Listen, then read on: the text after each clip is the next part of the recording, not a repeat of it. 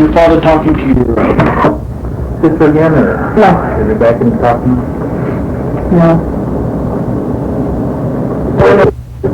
Mm-hmm.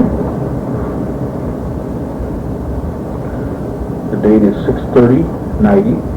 The time is, I think it's 12:07 about your time there.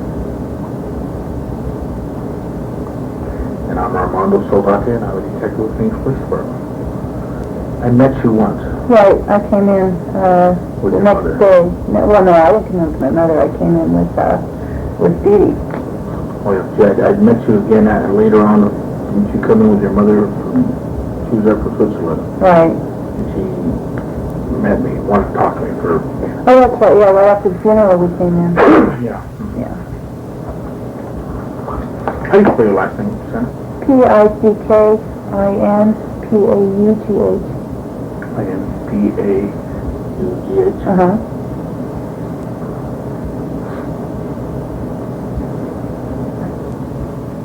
What is your date of birth? 8/9/66. Your address is 755 Riverview Drive, number 4. and the phone number here is... Area code 307-875-9164. How do you... Is this where your husband worked? Or? Mm-hmm. Yeah, he got offered, his two brothers live here. One lives here and one lives in Rock Springs. Mm-hmm. And he was here on vacation and got offered a job over in Rock Springs. Oh, that's where he's working? What does he do? Well, the first job that he got was as a refrigeration technician. Yeah. Okay, so do you go outside? He's a cute kid. Yeah, he's my number 1 football player. Huh? Yeah. Okay. He got offered a job here for a local refrigeration company as a technician. Then they laid him off in February, and as a matter of fact, today we just saw that he just got accepted for a job at Chevron. So he's going to be a control operator for Chevron Chemical. That's here too? It's in Rock Springs, yeah. Rock Springs. Yeah. Green River's just a nicer little community to live in. It's a smaller community than Rock Springs. It's just, the people are nicer, and it's just a little bit cleaner than Rock Springs. Rock Springs has all the malls and the Kmart's and the grocery stores, but it's only 11 miles up the highway. Yeah, so it's really not that bad, huh? No. And the rents are a lot cheaper here. When was the last time you talked to your sister? My son's birthday, November 11th.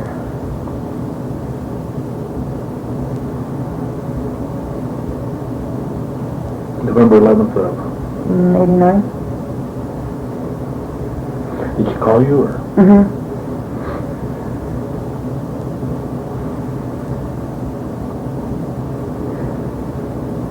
What did you have to say? Well, she called to wish Jason a happy birthday, and also to tell me about the results of a hearing. I guess Mark had filed some kind of papers to try and get joint custody of Christopher, and she had just attended the hearing like that previous week and was really happy because the judge denied him joint custody, and she just was real happy about it, that he didn't get any part of the custody.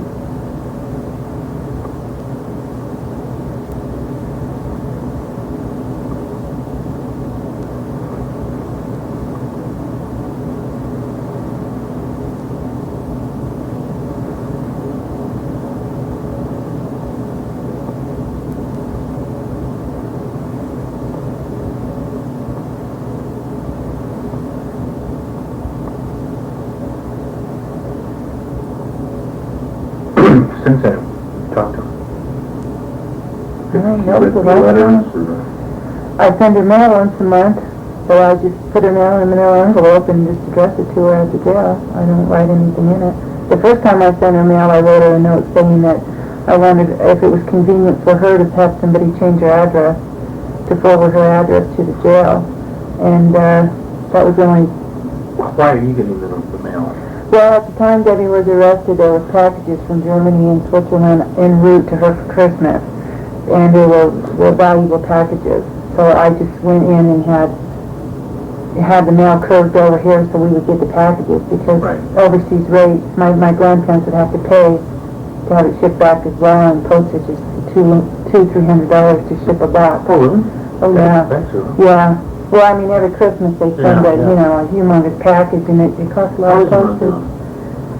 mom My mom, she's getting better.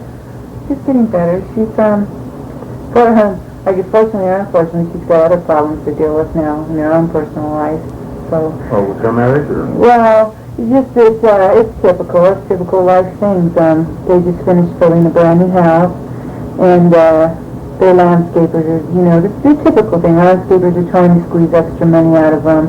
Contractors are trying to squeeze extra money, so she's busy with that. You know, that's got her all, you know. So it's not with the marriage, it's something. No, it's just, you know, it's She's a real nice lady. She seems to be a real nice lady.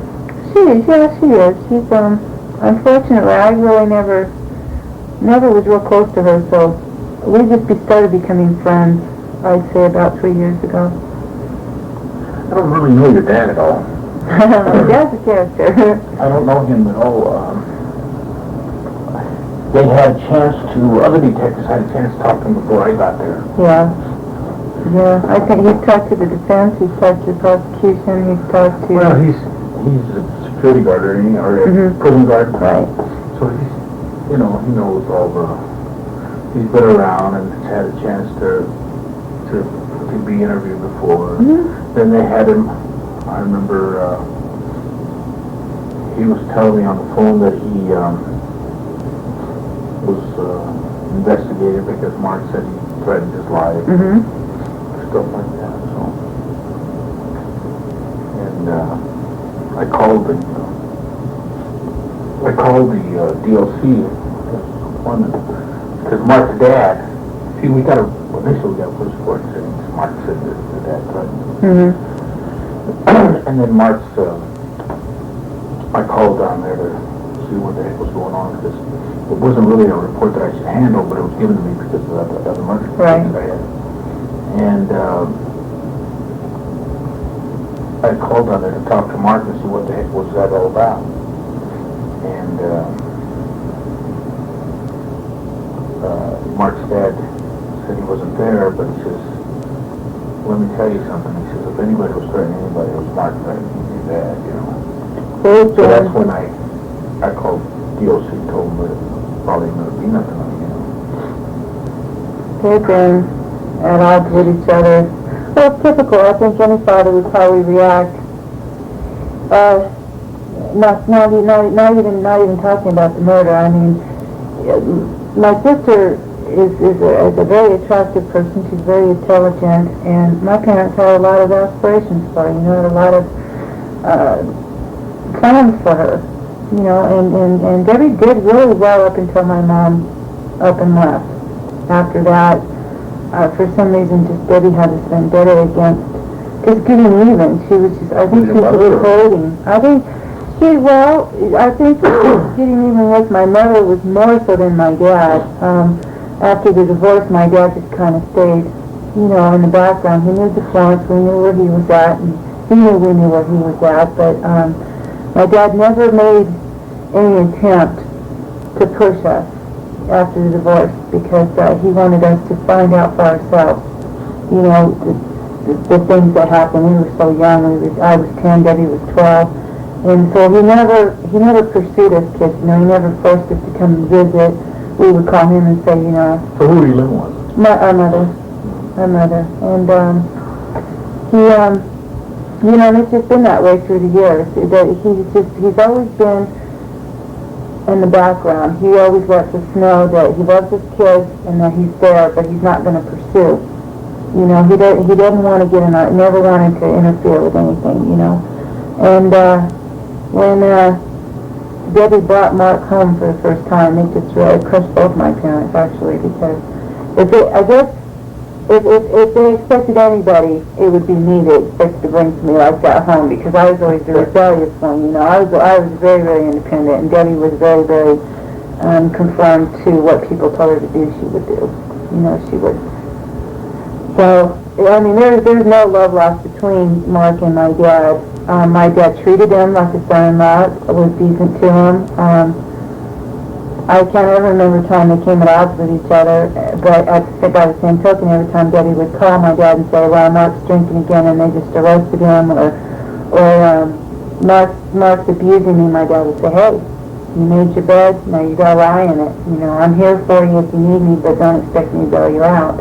So every time Mark went to prison, Debbie'd be on the phone asking my dad for this, that, and the other, and my dad said, no, I can't do that. You know, and to a lot of people, I guess that would seem cruel. But that was just the way my dad was, and he was very upfront about it all the way through the years we were growing up. He said, I'm your father, I'm responsible for you till you're 18, what you do after that is none of my business. I can't form an opinion, I just accept, and, you know, if you need me for anything, I'm here, but I will not bail you out financially, and I will not, you know, carry you, and he's just that way. We both know Mark is probably not the best person that there ever was. I mean, you know, he has tried to come across that way now. I mean, you know, it's as if he was the father the year before, and all of a sudden it's... Oh yeah, that was a grand play. We know that, you know. The situation is we should be going to court pretty soon on. I would say it could be, we were going to schedule it for the 17th of July. Mm-hmm. However, I would say it's probably going to be continued till mid-September, first week of September. So, it's going to be some time before we go to court. Debra's going to probably be the first one we go to court on. Mm-hmm. And, so she's going to be the first one to come up. And I'll be very honest with you. The attorney's going to seek the death penalty. Whether you agree with it or I agree with it, I have nothing to say for it, whether I agree or disagree. I just prepare the cases, and right. The attorney doesn't. And I don't know. What do you agree with the death penalty? Do I agree with it in a general In a general sense. Oh yes, I agree with it wholeheartedly. Now let's bring it down a little bit more. What do you think about the situation with Debra? On what? What happened? Yeah. It's really hard for me to say because there's so many theories floating around. There's so many, you know, it was just there was no planning, you know, nobody foresaw anything, per se. I mean... There was no planning on your part to be able to accept something like this. Exactly. Well, but there was planning on her part. Sure, but see, none of us, there was no clues, no signs. So you have to understand, Jim and I were very, very, very close friends. I mean, he was at my house every day. Even after we moved here, I think I talked to Jim at least 3 times a week, even after living here. And I didn't even get any signs from him. I mean, nothing at all, which is very, very unlike Jim. I mean, you can pretty much coax anything out of him, you know. And you didn't know at that time to even try to coax it. Well, no, but still, you know, you could always tell when something's just not right, you know, especially with a good friend. You can always tell when something's just not going well. What was Debbie's position with Jim? Well, she considered him a friend, but she was never as close to him because my sister doesn't have any friends. The only time that she calls upon people is when she needs something. And she's always been that way. She does not have friends. She's never had friends. I mean, friends that you know, I'm talking about like my girlfriend Dee. I mean, I've known her 13 years and we'd kill for each other. You know, I mean, it's just not literal friends, but you know, I mean, we're just... Debbie has never had any true friends to her name. It's just people that she's acquainted with, that when she needs something and she calls and most likely gets, you know, and Jim was one of those people. Jim knew both of us from living in, Debbie and I used to live together in a complex, and I would work nights, Debbie worked days, and we would take turns taking care of the kids, the boys together. And so she knew Jim in that sense, but I mean, she never spent any time with him or you know, went out. I mean, every once in a while she'd go out with Jim and me when we'd go out dancing or drinking or something, and it was really rare. Debbie pretty much just led her own life. Hell, I didn't even hear from Debbie until she wanted something, and we'd go months at a time. Okay.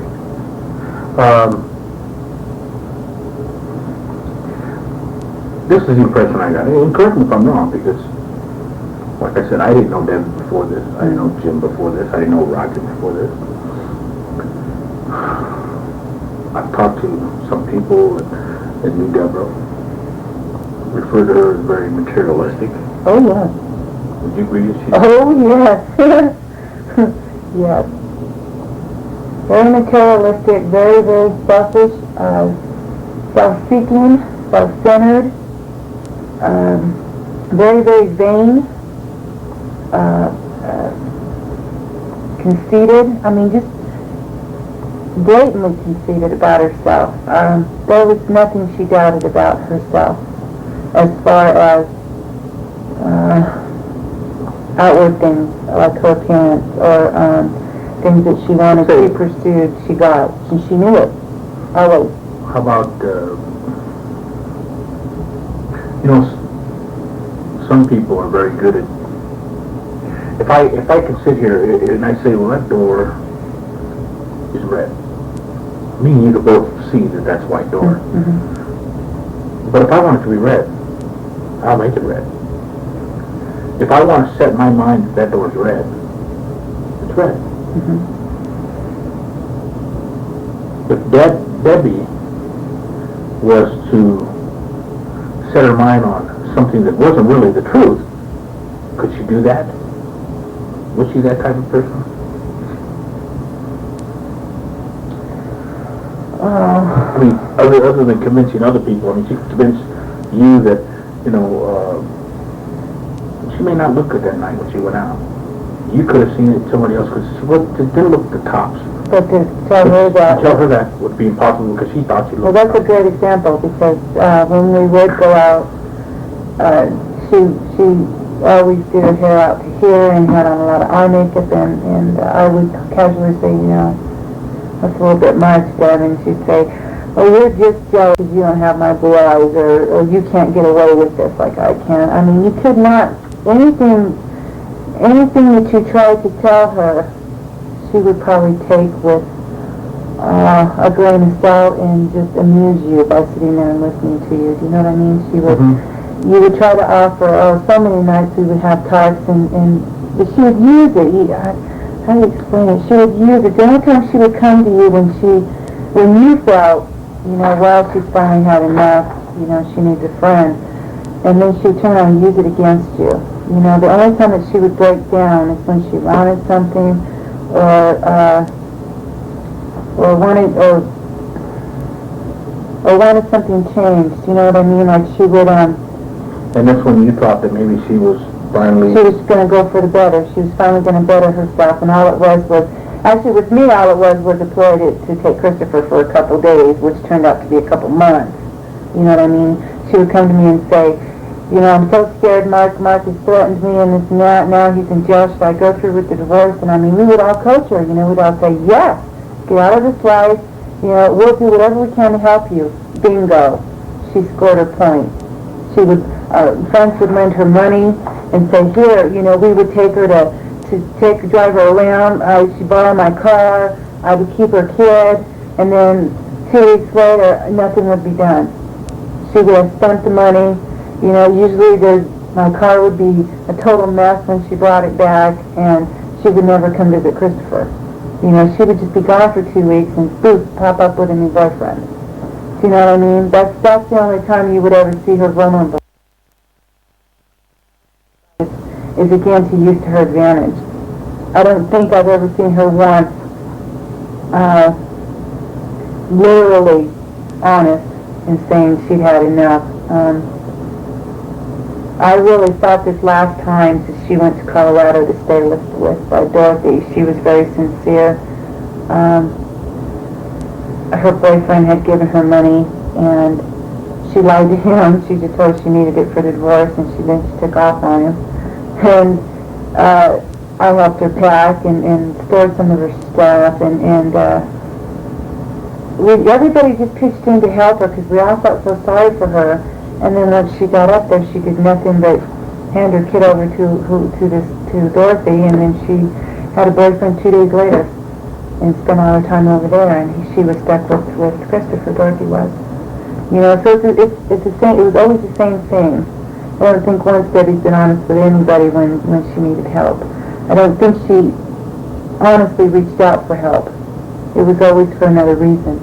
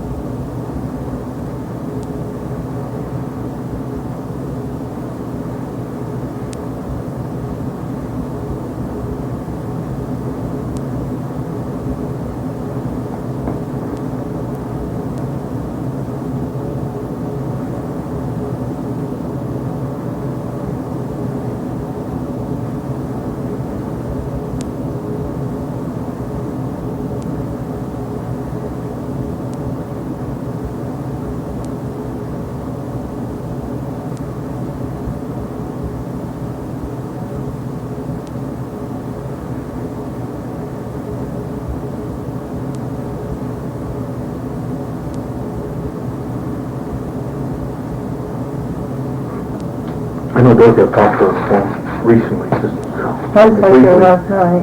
not recently, briefly, and I've got the police report of the neglect that was made in Colorado.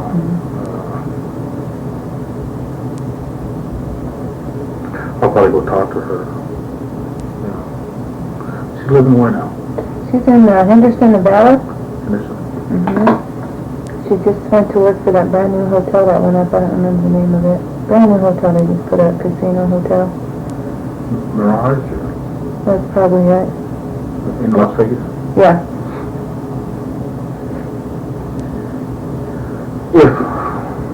And I'm not saying this because I know you, and I know you, talked to you several times, and I can sit here and look at you, and I know this is difficult for you to say these things, but if somebody else was to listen, or somebody else was to know, or to read this report that I'm going to obviously file, they would say, well, Sandy must really hate her sister. See, no, I know That's not that. true, though. No, it's not true. I feel sorry for my sister. Well, I know, and I say that only, because I know you don't. I know it's difficult for you to even have this interview when you start talking about your sister and things you have to say. But I think we have to be honest.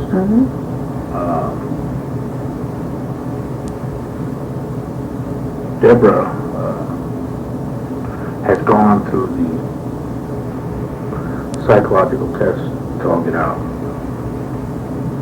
To see, of course, if she was, unstable. That's a joke. Well, Debbie's more sane than anybody you know. Debbie is a highly intelligent person. Oh, yeah. I agree. And she told me that night when we had that interview. One of her points to get across to me was, I hope people don't think I'm crazy, because I'm not. She's not. There's not a thing wrong with that girl. I think, like I said, it's just been an act for so many years that she's just perfected it. And she's a master. She is a master. You talk to anybody who's known Debbie from this high all the way till her age now, and they will tell you the same thing. Anybody that has ever passed in Debbie's path will tell you. It's very difficult. I've known her Master of deception, master of... Yeah, a master of deception. She's a master of manipulation. That's probably foremost more than anything else. Debra has a way with people. She puts on this facade that makes people feel so sorry for her that they're willing to do just about anything. And I mean, right down to I couldn't even put a limit on what they wouldn't do for her, because she just puts on this. I don't know how to explain it. It's an act. My dad is the hardest person in the world. I tell you. You want something from my dad, boy, you better. Just to look at my dad, when I know I have to ask her something, my dad just makes me shake inside my own boots. And my sister has even managed to get past him. Which in my mind is just incredible. My mother's easy. My mother's cake. Always has been cake for both of us kids. Now let's stay on this subject for a minute about she has this thing about getting people to do anything for her, and this is what after I interviewed Scott and I interviewed Jim and I interviewed your sister, and I interviewed probably virtually Everybody. dozens,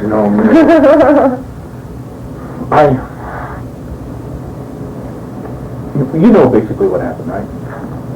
Basically, I just know that they plotted this thing. Suppose the theory is they plotted this. Debra tells me, and I'll tell you what Debra told me. Debra told me that night. We're trying to put it in a different. Ernie Sweat, you know Ernie Sweat? No, I met the man Ernie once. Sweat was a very career-minded person. Oh yeah. He liked Debbie for other reasons. He liked Debbie because Debbie was a nice girl. Debbie was a very good-looking girl. Take out the dates. Him and Debbie were having sexual relations. But he was also dating other girls. Right. Debbie had it in her mind that it was something different. That it was something serious. And well, the phone call on the 11th, when she called on Jason's birthday, she told me that Ernie had proposed to her and that they were going to get married just as soon as she could make arrangements and they were going to get married as soon as Ernie spent a little bit more time with Christopher and got a little bit better adjusted to Christopher, which was understandable to me at that time because Ron's a new dad too, So, yeah, but she had told me all that, and then Jim had called me 3 days later and told me that Debbie was hallucinating, which was normal. Debbie, it's just like you talk about the red door. Debbie sees what she wants to see. Debbie hears what she wants to hear. I'm going to write that down because I think it's very important. And I'll tell you in a minute why. Whatever, hold on. And then 3 days later, who called you? Jim did. Did you tell him about this? Well, I had made the comment. I said that Debbie had sounded really well. It was the first time I'd actually heard her happy in a year. And that I was glad the relationship with Ernie was going well. And he said, where did you hear that? And I said, well, she told me. And he said, Ernie and she had been back and forth for the last couple of weeks, bickering back and forth over, I guess she proposed an ultimatum to him, and he didn't like that, which was normal. Debbie, that was quite normal. And that's what they were bickering about. She gave him an ultimatum. She said, either we do it this way or we don't see each other anymore. And I believe Ernie really likes Debbie a lot. But she puts men in that position to, they don't have a choice. So he said that they were bickering about it, which kind of made me wonder, but then again, if if you've dealt with it for so many years, you just figure, oh, well, that's her problem. And you said that Deborah was hallucinating now? Well, it didn't come out exactly. She's hallucinating. It was when he had told me that they were having problems, I said, well, that's typical Debbie, always seeing things the way she wants to see them. And he said, well, yeah,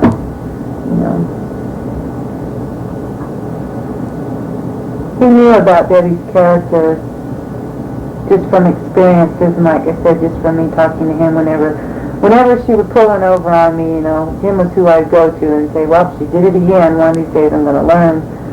So Jim knew Debbie's character from me. He knew what he was in for. As a matter of fact, the night that Ron and his brother were loading up the truck, Jim got really quiet, and he got really scared. He said he didn't want me to leave, and I asked him why, and he said, because I know what your sister's just going to come and hound me, amuse me. He knew it, and he was petrified of it, and I said, Jim, just tell her no. You tell her you don't want the responsibility of taking care of Christopher, that you don't want her living with you. And I think we were here a week, and he called. Guess what? See, that was Jim. Jim can't say no to anybody. I mean, Jim just did numerous things for people. He was just that kind of person. He was, I mean, he would call me and say, I'll be over in 10 minutes, they're right around the corner from me, and show up 2 hours later. You know, and it was because he saw a lady on the highway with her car, you know, or somebody needed a ride somewhere. Jim just did not have the ability, he did not have the strength to stand up for himself, did not have the ability to say, you know, I'm not going to take this. He would always just crumble and say, well, I'll get over it and accept. And he did a lot of things for me. I mean, there's a lot of things that he did for me that I really didn't expect, but he did, you know, with no questions asked.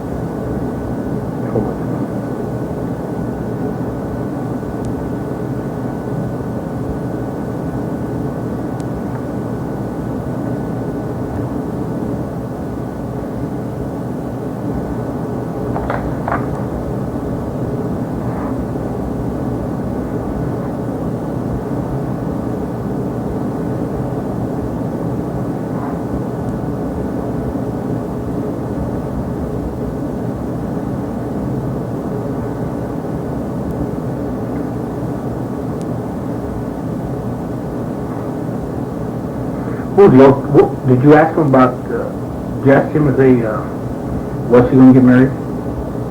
No, because I knew better. It was the same game. It was a typical game, you know. Debbie, like I said, this is just, you know, it was grapevine stuff, you know, stuff that I guess she had come home and told him, and we just made, you know, we were talking about it in passing, and, you know, that kind of stuff I just kind of bypassed because I know Debbie. You know, it was nothing worth pursuing because I knew the story. Okay,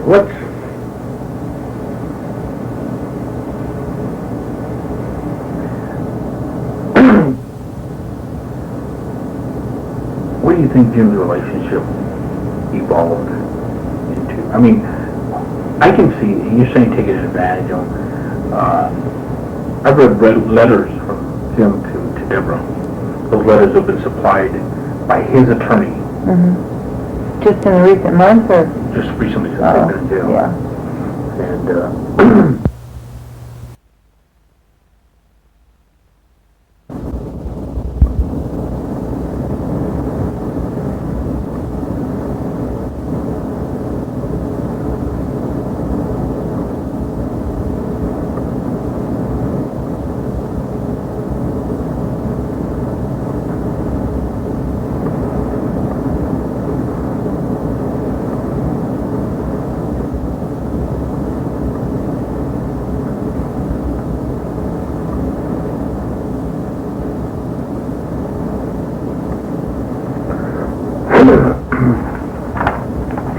there is some theories now, and I'll tell you very honestly, theories that Jim is trying to pursue, and the theory that, well, Debra's trying to pursue her theory. Her little theory is of course she didn't do anything, she didn't know anything. Of course not. I didn't know nothing that happened. That is your rose. Yeah, but Jim's theory is, of course, and I can see it in the letters, and I can see it in a lot of things. He is, of course, getting a theory that it wasn't me that did it. It was Roger Scott that did it. It was by accident. You know, I didn't know he was going to do it either. However, he's doing this, and she's asking him in letters about. So she's writing him back. Yeah. Wait. Let me explain letters, and you'll see what these letters are about. We don't have all the letters, of course. Some of the letters, you know, they tell the attorneys they destroyed or whatever. But the letters we do have start with the fact that she didn't know what was going on. Please let me know what happened. I need to know what happened, Jim. And Jim is responding to her as if she doesn't know what was happening, which is, in reading both letters, you can see it's a setup. Mm. They're setting people up to believe in, you know, that kind of stuff.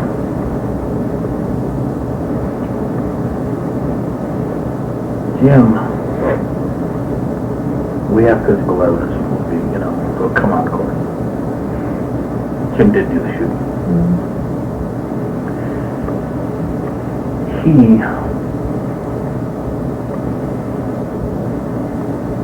it's got to be real strong. I mean, you got to love somebody a lot to do what you did, what he did. I mean, I don't know if it's mind control or if she has that strong of a position, but she is really controlling them. Oh yeah. I mean, that's not surprising. Jim is very easily controlled. And then to pursue after he does it, to pursue it and to come back and make the lie up, you know, to officers and stuff like that, and to continue to pursue it. And then once faced with the facts, and that's why, see, and people wonder, well, Roger Scott confessed, Debra confessed, but Jim didn't. Okay, didn't I don't know what happened. Yeah, he had since, in letters, confessed somewhat. However, but you look at both ends of this scale, where Jim stayed in the middle, and you know why Roger Scott's confessing, because it really wasn't his idea, and he was going to do it for something else. He was doing it for money. Right. So it wasn't his idea to begin with. He's not really involved how would I put it? He's not knee deep in it. No, he's not seriously involved in the you know, he's knee deep in it. He's going to be charged and prosecuted just like the rest of them. But he's not emotionally involved in what was happening. Right. Okay, he's just involved. He participated. He's a participant on it. Then you got at the other end, you got Debra, who also prison. But now she has a reason for confessing. She has a reason to try to, of course, I did it for other reasons. I didn't want it to go up like Mark. In other words, she's doing it, she's trying to explain her actions because as she grew up and as you're explaining her to me and as I know her, she's trying to manipulate what happened and make it better than what happened because she knows she's in problems now, okay? Now Jim is the only one that didn't confess that night. But the only reason he didn't do it is he was emotionally involved. He probably was the only person. Yes. Don't tell me I am hungry too. I'll have to find a dog in his house. Yes, you can. Okay. Thank you. Okay, I thought it. You know, he was mostly involved. He had someone to save. He didn't know that Debra was going to talk later on. Debra was gone. Debra was in Florence. You know, when we talked to him. You see, that would just make me think all the more that the fact that she was running out on him, just me knowing Jim. Well, she wasn't running out on him because Jim didn't know she was going to get admitted. He would never, ever. But what did he do when he found out she did admit? When she did confess? He was already in jail. He didn't know. And so he just figured, well, I'm already good. We of course could not ever talk to him again. Once we ended our interview, we could go back and talk to him again. So, we could never approach him and say, look, this is it.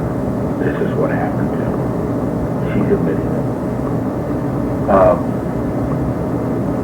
So I think she's still, for example, Jim gets so much money for his VA, okay? $755 a month, yeah. I don't know if he's getting it all no more, but he's getting some. Oh, he still is? Is he? Okay. I don't know, I'm asking. I didn't see Sherry Massani, you know who Sherry Massani is? His niece. She's getting his checks, and she was telling me a little bit, I don't know whether they've dropped some of it because he's in custody and not dropped all of it for maintenance. I don't know. But anyway, Jim, she doesn't even understand it. And she loves her uncle. She doesn't understand the fact that she has to, once a month, deposit money, because Debbie tried it. Every letter that Debbie writes to him, it always ends with, please send me some money. I know this is hard for you, and it's hard for me to even ask, but... Right. You know, It I need doesn't, some it money. doesn't make her the least bit guilty to ask anybody for money or anything, and I'm sure Jim sends it to her. He does. And he sends it to her. He sends her money, he sends her writing material, and he feels so good because she writes them. I'm sure. And in one of the letters, and when I say that, she's probably, some of the letters we don't have, but she's telling him a couple of things that, like, food for thought, is, when we get out of here, when I get out of here, maybe we could be together. He's telling her. And she has no, you know, that's the piece, that's just it. Debbie has no intention. She has none. She's gonna, if she walks on this, she's gonna be gone. And she's gonna leave him high and dry. Yeah, she tells him also in one of the letters, well, you know, how she's going to leave out of state and everything else. And then ultimately she asks him for money. And then at the very last time she asks for money, she says, oh, maybe when you get out, Jim, you can meet me where I'm at, you know. You see what I mean? That's the way to get money. Exactly. That's exactly what I'm trying to say. This is how Debbie gets what she wants. You know, she strokes him through the whole entire letter and tells him, by the way, can you send me some money? That's Debbie. To the letter. And the thing that I don't understand about it is why Jim of all people fell for this, because Jim of all people has seen her go through so many relationships where the pattern was the exact same. And it's funny because Jim used to tell me, you'd say, you know, how can men be that stupid? And I said, well, you tell me, Jim, you're a man. Right. You know, we see it in black and white, but then it happens to him. Yeah, but it happened to him because it's a lot easier to look on the outside and say, how can these guys take that shit from her? But then all of a sudden, When it becomes focused on him, they're gone, then and it's only her and him. it's more And accepting. then all of a sudden, you start like you said, the gestures, everything else, and then you forget about that. You say, gosh, she really likes me. Mm-hmm. And I'm sure, and I don't know, maybe you can tell me, like you said about gestures and things that she did, food for thought.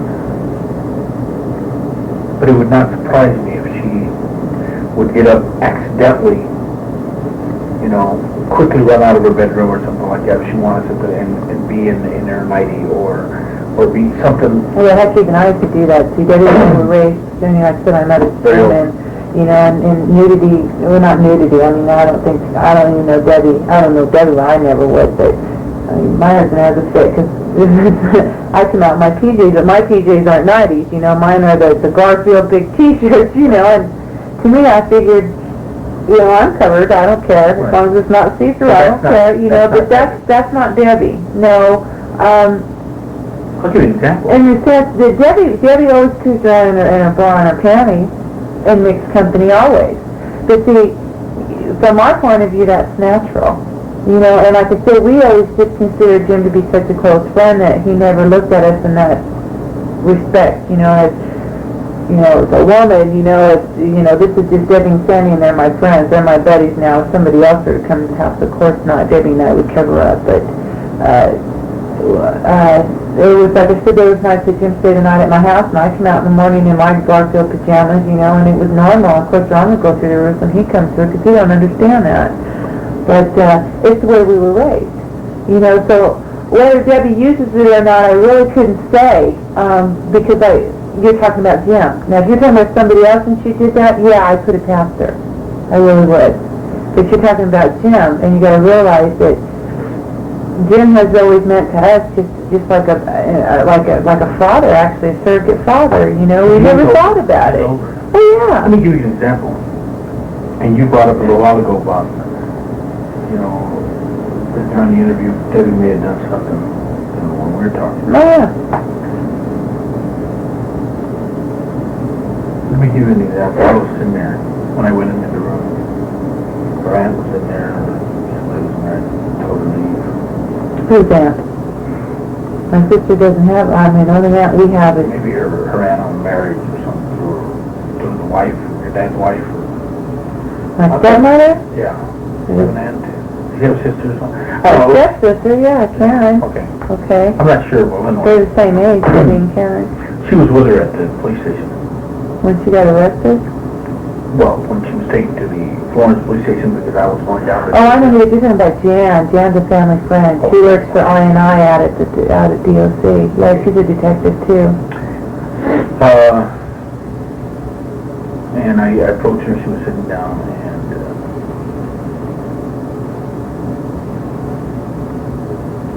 she started, and I told her all about it, and I told her what happened, and that we found out that she started yelling, not yelling, and acting, and trying to cry, but she didn't have no tears.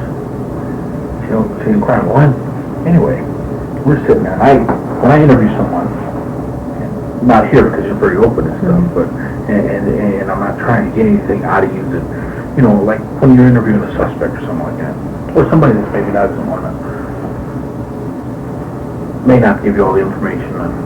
But either way, I try to get very close to a person, and I'm, for the most part, a very good listener. So I like to get very close to a person. So I'm sitting right here. There's no table between us. We're sitting there, and she's crying or trying to cry, not crying. I told her, Debbie, I'm not going to tolerate that. I'm not going to tolerate that. I'm here to get the truth. And that's usually what in any of my interviews that I do, I'm just there to get the truth. I'm not. You're not emotionally involved. I'm not. You know what, Debbie? How I went in there, and I usually do this because I've worked in homicide for a long time. I try not to even think of Chris. Chris is not between us. If you were Debbie, Chris is not between us. A case is between us, a reported murder, but Chris, I don't, and I went and found him. So, I mean, I don't try to get emotionally involved at that point. So me and her talking. And I'm telling her, I'm not going to tolerate that. I'm just not going to do it. And she dressed up very nice. She grabs the front of her blouse. And she pulls it up to her eyes. She didn't have no tears. To wipe her tears away, but she didn't have any. Plan A. This is what I'm talking to mental thinking Debbie. Plan A failing, so Plan B. Yeah, and which quickly exposed her very nicely. I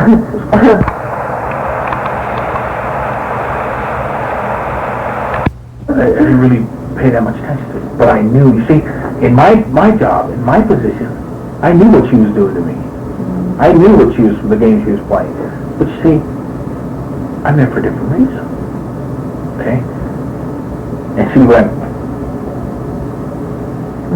trying to see if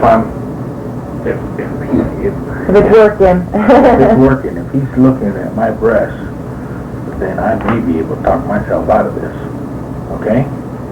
So that's what I'm telling you. That's the type of manipulation she does. Exactly. She loves that. And I understand that. When you tell me that, I totally understand you. And the thing is it's so natural with her.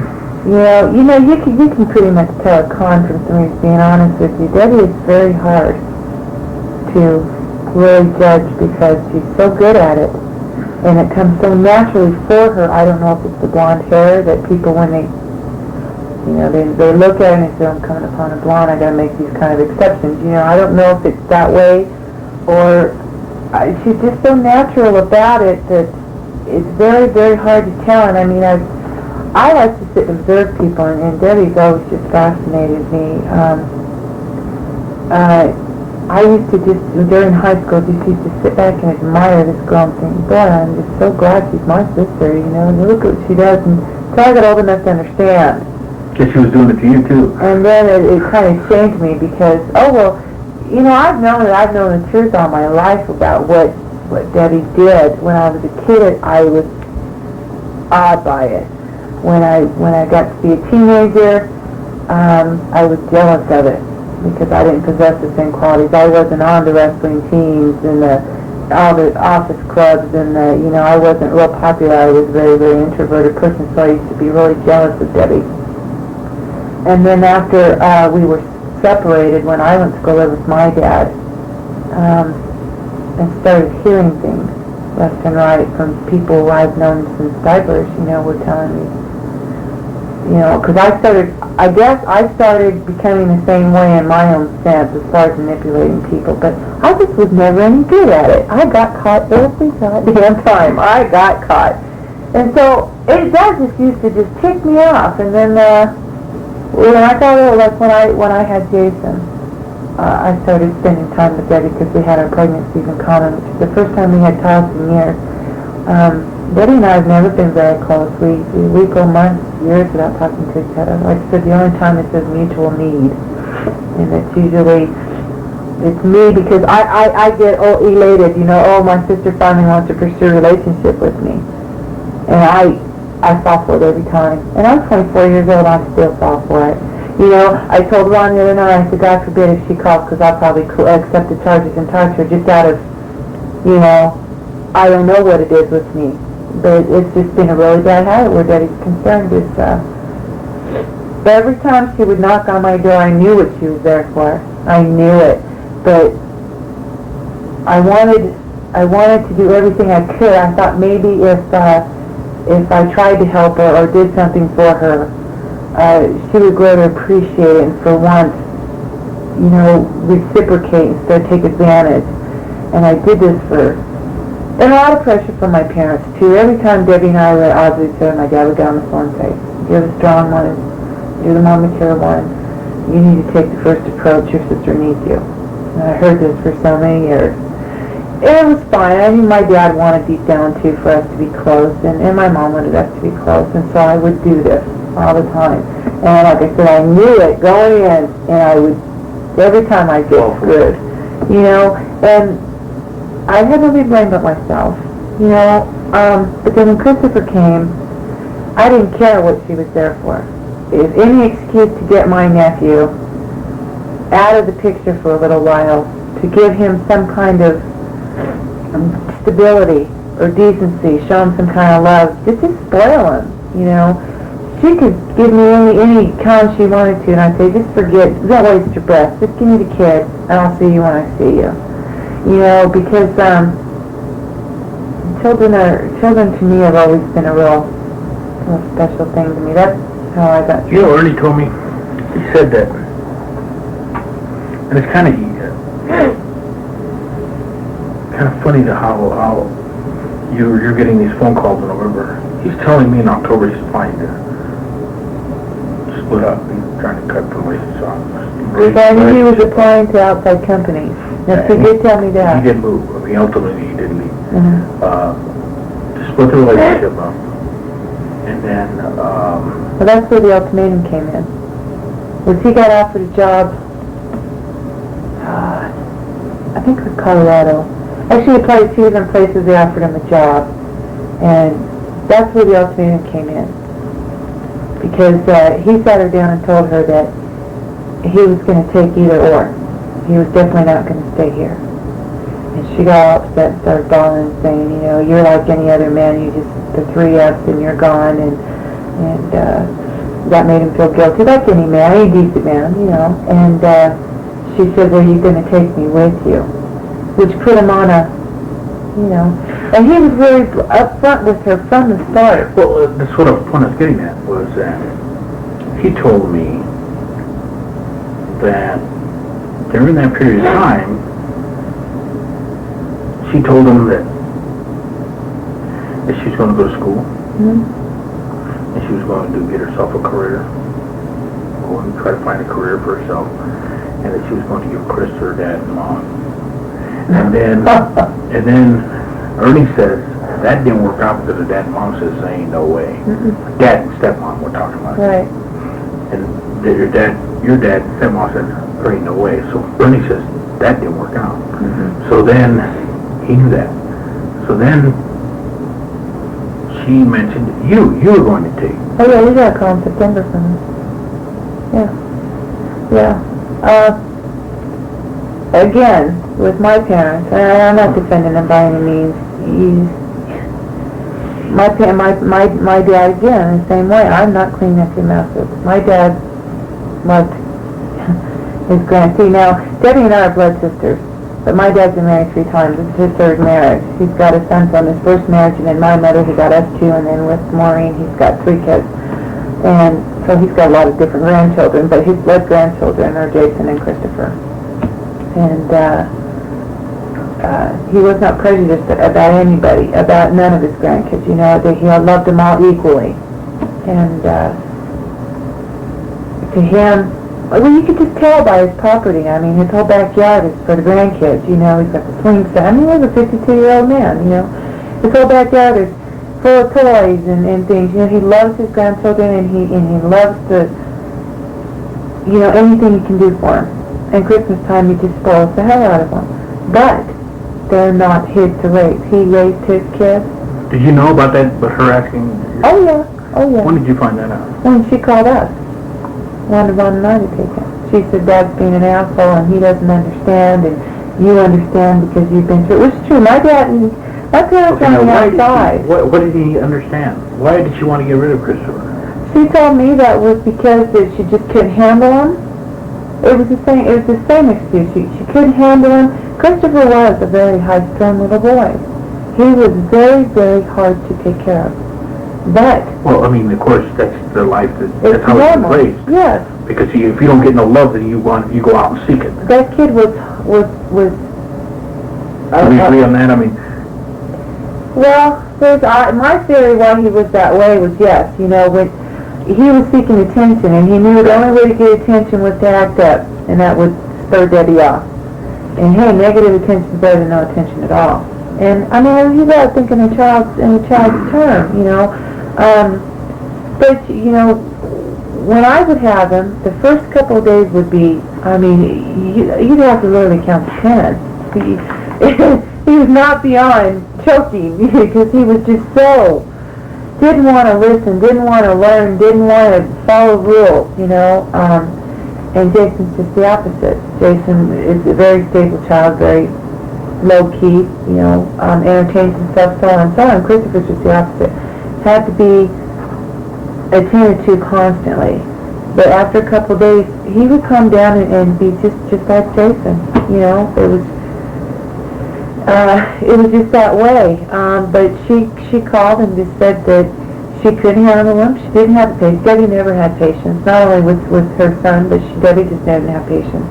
Period. She didn't have time. Christopher interfered with her schedule. Christopher interfered with her personal life. Christopher interfered with her social life. Which, now thinking about it, I couldn't see why, because she had so many people that took care of them. She was able to do more things. I used to be really jealous of it because I was strapped home with mine. I couldn't go out. I couldn't do things, but she could. did she tell you that he was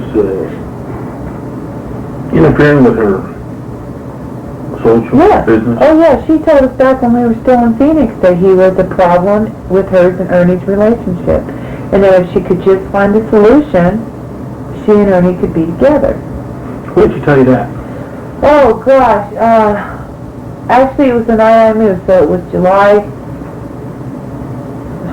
like the 27th, 28th. It was that week, the last weekend in July. We were sitting on the stoop waiting for Ron and his brother to come, and we were talking about it. But I asked her, you know, how her relationship with Ernie was going, and she was just at a state at that time. She was looking to move out of Ilsa's trailer because Ilsa, for whatever reason, Ilsa's drinking or whatever, setting the trailer on fire or what have you. She was frustrated with her new job because she wasn't making right then what she wanted to. And her and Ernie were having problems. And the problems were apparently, from what she told me, was Christopher.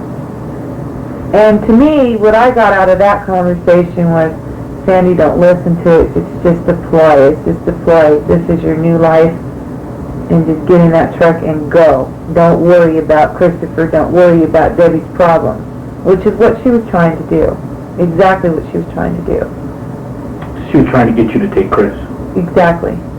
It was just strictly a ploy. And I knew it. And I tell you, it took a lot. Because Christopher's just like my own. You're with a child for so long and spend so much time with them, it's very hard not to get attached. You know, like I said, the boys are only 5 weeks apart, and they look so much alike. It's just very, very devastating. So it was very hard. I just kept sitting there and I kept thinking, Ron, hurry up and pull up here so I can leave, because I knew if I sat there any longer, I'd say, okay, you know, because that was me. I'm just dumb. I can't say no to anybody either. But that she had, at that time, she had told me that her and Ernie were having problems. Which, like I said, I didn't take too much out of it because she knew Ernie were always having problems. I mean, it was just typical. It was typical for her, you know. Something was not going right with her. It was a major catastrophe.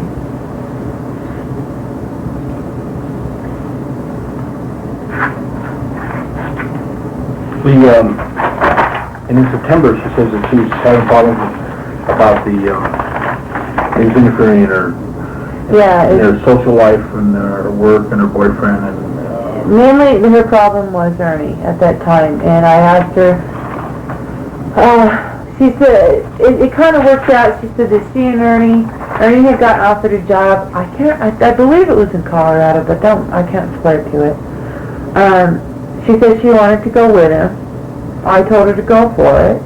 And she says, well, she said, I'm just worried about Christopher because Mark was out, I think, at prison at that time. Yeah, he was. And she was having a hard time. She said that she had sat down with Mark and that Mark said that no, he couldn't go with my dad, but he could go with me. And so they were having problems at that time. Debbie got a peace bond on him, and I don't know what else. But that was nothing unusual either. They were always fighting too. So she called when me. she said that Ernie was going to get another job at another, but she And wanted asked her to go. But Chris couldn't go. Well, she didn't say that. She said that Ernie had asked her to go, but he was real hesitant about taking Christopher. And I asked her, I said, are you sure it's Ernie or it's you? You're just looking for another way out. And then she got mad, and she hung up on me and then called me a week later, apologized, and said that Mark kidnapped Christopher and that she didn't feel Christopher was safe anymore. When was this? A week later. Compared to the killing, when was this? Right. Oh yeah, it was a week later. It was in September. It was a week later. And so Ron was on the other phone, and he listened, and he said, you know, you told her no the first time when she gave the story about Ernie, now she's making up stuff. So I told her again, I said, look, you know, until you and Ernie work this out, I'll tell you what we'll do. I said, I'll sit down with Ron and discuss it with him. And she thought, instantly she was happy, okay. Ron and I sat down and discussed it, and I called her back, and I said, Mom will be there. I don't even remember when my mom was here. She was here in September. I said, Mom will be there in September if Mom is willing to pay for his plane fare out here when she comes, that Ron and I would be willing to keep Christopher for no longer than 2 months until she got her shit together. Okay, hold on just a minute. Listen to me. You're getting a little ahead of myself. Listen to me there.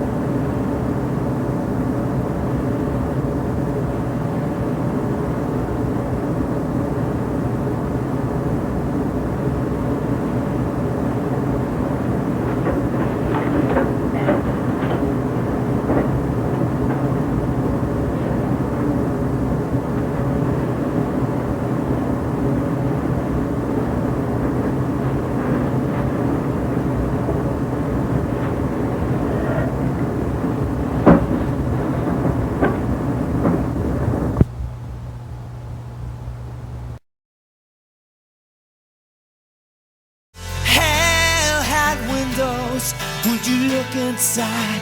Would you hide your eyes if hell had windows?